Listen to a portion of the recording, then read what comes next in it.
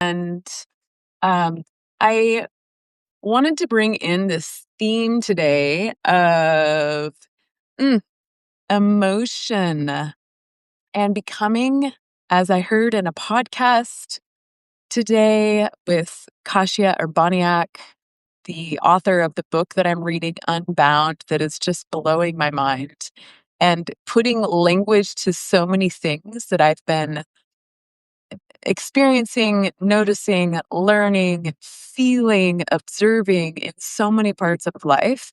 And she is putting language to it all in a way that's like another level of refinement of the concepts and the practices that have been really inspiring my life and me for the last few years.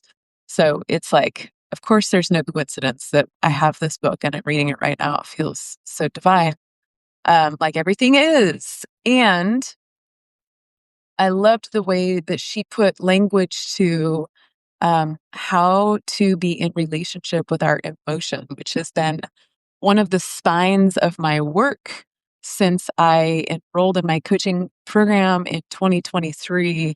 And realizing in the practice of reclaiming my own emotional energies, how incredibly whole making it is. This like becoming a holistic human requires that we relate to our emotional energies in a way that is, I mean, the word embodied, that becomes a surrender, a devotion, a practice of being with these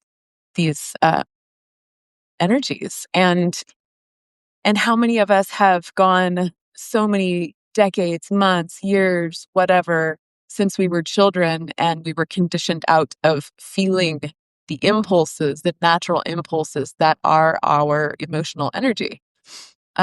So I loved the language. She said, becoming a connoisseur of your emotion. And just that language is, it really strikes me. I find it beautiful language. And I find it as a way to describe it that to speak of it as becoming masterful of emotion itself, but masterful of oneself. And she speaks about this nuance of what does it feel like to feel anger? What does it feel like to feel rage? These are my words. These are all of these different nuances of the bucket of emotion that would be anger, different types of anger. What does it feel like to feel disgust? What does it feel to feel fury? What does it feel to feel, I said rage already, frustration? What does it feel to feel irritated, annoyed? All of these different nuanced types of anger, or of what is the deeper thing, which is there's a boundary. There's an internal awareness that has like a no.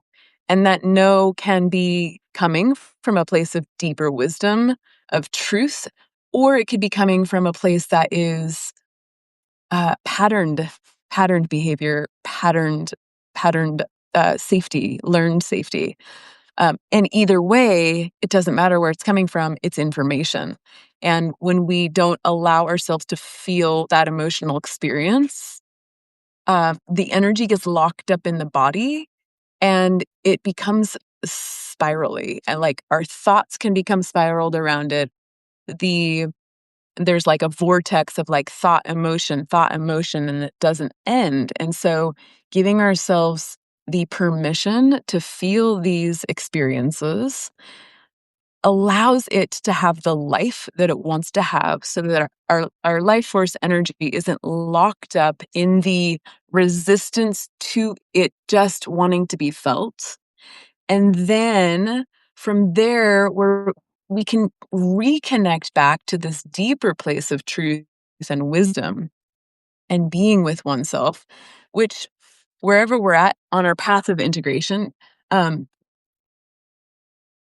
belief at play, patterned thought at play in the way that we are with ourselves after we felt the emotional energy, and still giving ourselves the opportunity to feel that emotional energy helps us get at least closer to being in this place of center, um, a place of deeper, sorry, I'm parking, a place of deeper clarity, a place of center, a place of whatever language you want to put around that. So I am so delighted to keep bringing these experiences to people. I'm realizing that um, I have an inspiration for creating a space for women to reclaim their rage. What does it feel like to be able to say yes to allowing ourselves to feel? What does it feel like somatically? What does it feel like sensationally in our body to sound rage, to feel rage, to move rage through ourselves? So I'm going to be doing that in a couple weeks, in later February. And then I'm also going to be creating a space that feels really necessary also for men to be able to reclaim. And the emotion that I'm feeling like I really want to play with for men is this body of emotion that is shame. We all have this space that lives inside of us, but that's feeling inspiring for me to cultivate a container for men to safely, gently, lovingly drop into noticing and feeling these shame pieces in our body.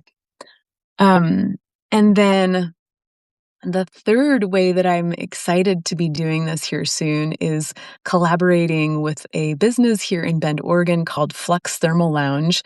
It's a contrast therapy space with hot and cold tubs, and how water is such a beautiful medium to help our body feel safe, to help our body feel relaxed. And just the heat itself of a hot tub is like, it feels so good. So my vision after speaking with the owner this morning and retouring the space, which is so beautiful, is to have a series of gatherings in a morning energy of the morning, and to play with hearing ourselves sound under this vessel, this body, this medium of water. So if you've ever like taken a shower and like you feel this relaxation that happens through hot water on the back of the neck. I can't speak to the science of it, but there's a relaxation response that happens in the body when hot water hits the back of the neck. For me, it's like a temperature control zone, my neck, my wrists, my ankles. So that's like really, really nice for my body. Um, and then the sound. So when we can actually go underwater, it's like one of my favorite things to do in hot water, hot bodies of water and cold, any temperature, but to go underneath, to submerge one's head and to just make sound. So good to yell, "Ah!" Whatever sound wants to come out, it feels safer because it's quieter under the water. So I want to create some spaces, and I think this is going to be a women's space to play. Maybe it'll be all genders. I'm not sure. This is all alive and in process right as we speak, real time development of an experience. But that's what I'm looking forward to, continuing to create more of these spaces for us to become a connoisseur, an expert, master of our own emotional energies, the way they sound us, the way they move us, the way that we can embrace them and be devoted to them so they're not getting stuck in our body, liberating this life force energy to feel alive as we are intended to feel as humans in these nervous systems, in these physiological organism bodies that we all are. And for any femme women beings, um, to join me virtually for a series that I'm that I have designed, just launched last night on my website. It's called Femme Activation Series, Revitalizing Your Erotic Sovereignty. It is my claim that we all need to be deeply in touch with our whole experience as a human, and part of the whole experience is being in tune with our root and sacral chakra areas. So this is survival of self, root, and then the sacral is survival of the species. This is sexual center. And to really be tuned in to that part of our body, what is the sacredness of my sexuality? As a woman, what is the sacredness of your sexuality? To feel the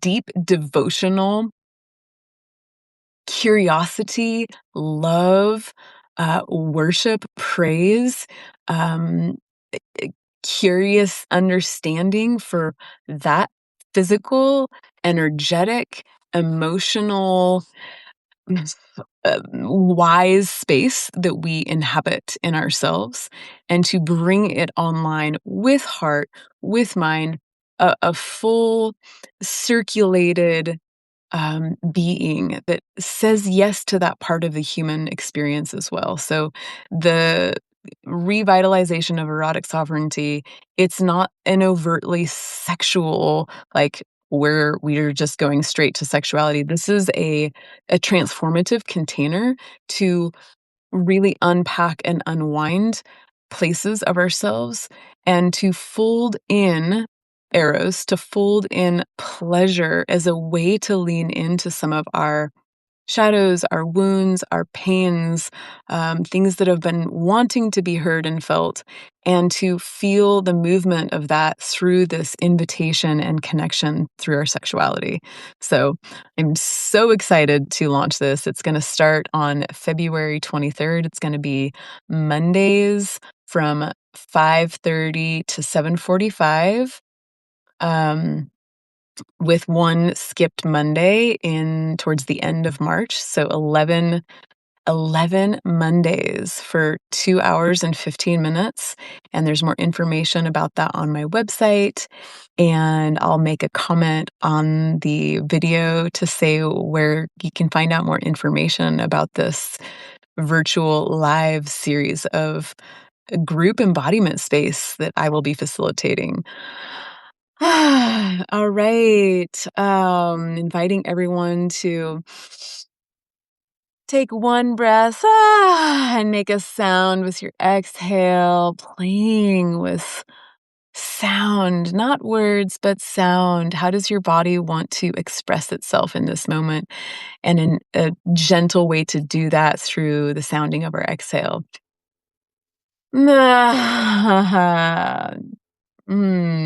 Yes. Okay. Thank you for joining me here and being with me on this ride. And now I'm home. I'm gonna go and load, and I'll see you next week. And I look forward to continuing to share more with you. Thank you so much. Mwah.